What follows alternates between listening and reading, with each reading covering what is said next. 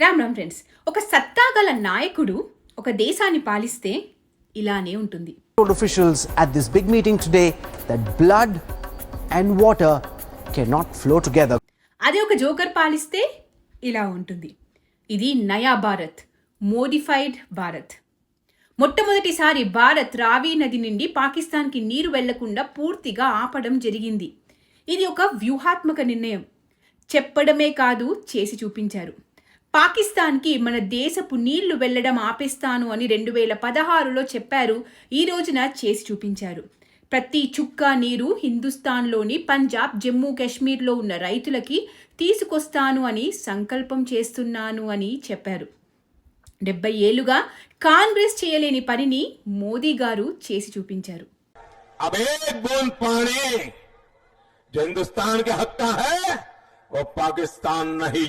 ఒకప్పుడు మన్మోహన్ సింగ్ ఏమన్నాడు? దేశపు వనరులు మొదట ముస్లింలకే చెందుతాయి అని అన్నాడు. నెహ్రూ ఏమో భారతదేశ నీటి మీద పాకిస్తాన్కి హక్కుంది అనేలా చేశాడు. అసలు హిందుస్థాన్ నీరు పాకిస్తాన్కి వెళ్ళడం ఏంటి? ఇప్పుడు ఎలా ఆపగలిగారు? నెహ్రూ జిన్నా భారత్ని ముక్కలు చేసి పాకిస్తాన్ని సృష్టించారు. అయితే విభజన జరిగిన తరువాత ఏ నదులు ఎవరికి, ఏ నీరు ఎవరికి చెందాలి అనే దాని గురించి ఎన్నో వివాదాలు జరిగాయి. 1960లో పాకిస్తాన్, భారతదేశం మధ్యన ఒక ఒప్పందం జరిగింది. దానినే ఇండస్ వాటర్ ట్రీటీ అంటారు. అసలు ఈ సింధు నది నీటి ఒప్పందం ఎంత గొప్పదంటే ప్రపంచంలో నెహ్రూ తప్ప ఇంకెవ్వరూ ఇలాంటి ఒప్పందం చేయలేరు. భారతదేశంలో ఉన్న ఒక రాష్ట్రమే ఇంకో రాష్ట్రానికి నీళ్లు ఇవ్వాలంటే నానా ఇబ్బందులు పెడుతుంటే నెహ్రూ ఖాన్ భారతదేశంలో పుట్టి 70% భారత్లో ప్రవహించి పాకిస్తాన్ ద్వారా సముద్రంలో కలిసే సింధు నది, దాని ఉపనదులైన జీలం, చినాబ్, సట్లెజ్, రావి, బియాస్ అనే ఈ నదులలో సింధు నదితో సహా జీలం, చినాబ్ నదులలోని 80% నీటి మీద పాకిస్తాన్కి హక్కు కల్పించాడు. పైగా భారతదేశం ఈ నదులపైన ఎలాంటి నిర్మాణాలు చేపట్టాలన్నా పాకిస్తాన్ అనుమతితోనే, ప్రపంచ బ్యాంకు పర్యవేక్షణలోనే చేయాలంట. సట్లెజ్ నది నీళ్లు బాక్రా డ్యాం ద్వారా, బయాస్ నది నీళ్లు పాంగ్ డ్యాం ద్వారా పూర్తిగా వినియోగించుకుంటున్నారు. రావి నది నీటిని మాత్రం పూర్తిగా ఉపయోగించుకోవడానికి మన దేశంలో ఎలాంటి డ్యాము లేకపోవడం వల్ల ఆ నీరన్నీ పాకిస్తాన్కి వెళ్ళిపోతుండేవి ఇన్ని రోజులు. So we needed a dam.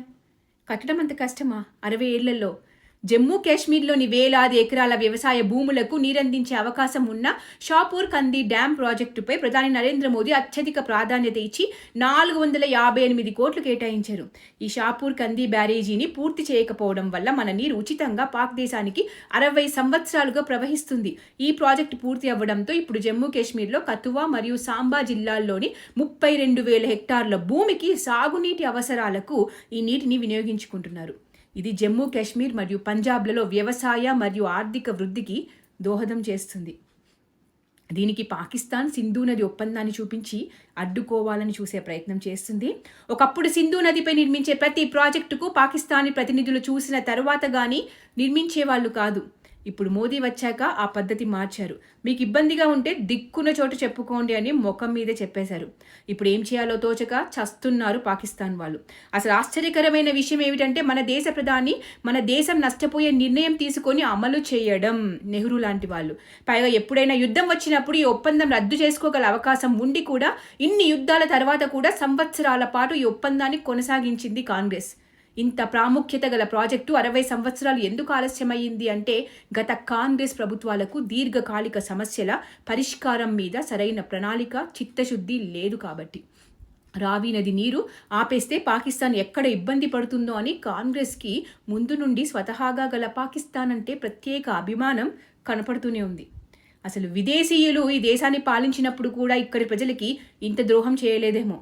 కానీ ఒక కుటుంబం మనల్ని సర్వనాశనం చేసి పైగా మనతోనే గొప్ప నాయకులుగా కీర్తింపబడ్డారు ఇన్ని రోజులు. ఇప్పటికైనా ఈ నెహ్రూ కుటుంబం అనే క్యాన్సర్ నుండి బయటపడదాం. కాంగ్రెస్ ముక్త్ భారత్ అయ్యేలా ప్రతి ఒక్కరం పాటుపడదాం. జై భారత్, జై హింద్.